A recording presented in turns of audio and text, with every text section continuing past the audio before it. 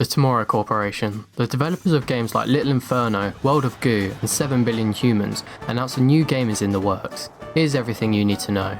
March 14th, 2018, the three-man team had announced they were to be wrapping up their prior game, 7 Billion Humans, and beginning development on a brand new game. So little information is out to the public, it's been kept under the wraps for years. In a blog post, Welcome to the Internet Superhighway had 3 concept art pieces released. To this date, these are the only photos we've got given by the studio, and they reveal so much of what the game will be. But first, I'll go over what's said in the blog post, then I'll analyse. The game's described as a road trip adventure through a stylised and satirical representation of the best and worst of the internet as a whole, with them further stating that players will make lots of broken new friends along the way, hinting at a narrative-driven journey with darker themes. Tomorrow Corporation further elaborated that it's the most game-like game that they've ever created, and will also take a very long time to make.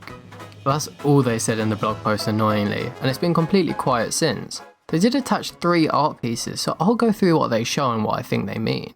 I'll start with a yellow poster. A long curving road goes through hills of sand.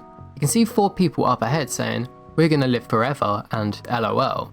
And further back you see towering statues of people taking selfies, and one is still being built.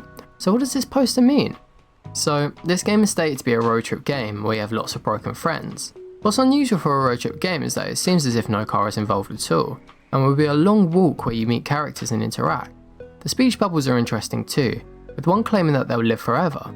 Perhaps it's a commentary on youth and denial of growing up, which could easily tie into the theme of the statues being taking selfies. Also, one is saying LOL, which is an internet term I guess, so that's part of it too. Overall, this post is pretty neat. I mean, it's pretty surreal but really on theme for a Tomorrow Corporation game. Next we had the blue poster, a jagged road leading up to a digital blue cat. Several small characters are walking up, so this makes me feel like it might be quite an important area in the game. Towering servers or buildings rise in the back. So, what do I make of this poster? I think the cat must represent the internet as a whole, because it's kind of a stereotype for the internet to be all cat videos. Whether the lights inside the cat are lights from rooms or server lights, I'm unsure. And there's a lot of dust/snow or rain, I mean, I'm not too sure, I can't lie.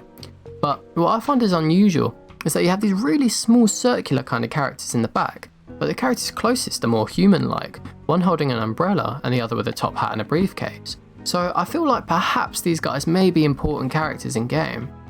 And then finally, we had the magenta poster. This character seems to be a major character, seeming like some kind of influencer or celebrity that maybe the game centers around. Perhaps the lady walking up to the blue cat, I'm not too sure. But the character seems to represent vanity of some kind, with the furry pink outfit and glasses. That's all I can make out from this. And that's it. That's all we have. I mean, Kyle Gray announced that they were still working on it in late 2023. Since then they've released World of Goo 2 and published some other games too. So they are still active and the chances are they are definitely still working on it. At the end of the day, the only game we're playing is the waiting game. The game studio is known for going quiet during development and only announcing things towards the end of the development cycle. So once again, we got to wait a while before we learn anything more.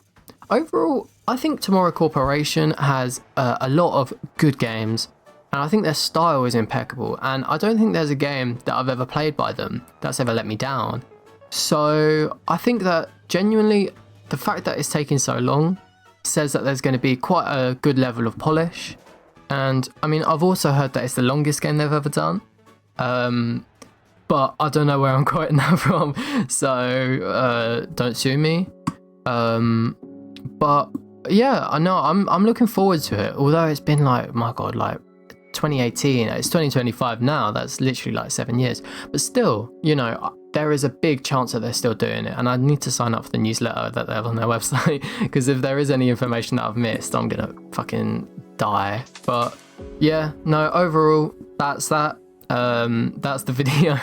So really underwhelming. It's a short video this time around, but thank you all for watching, and goodbye.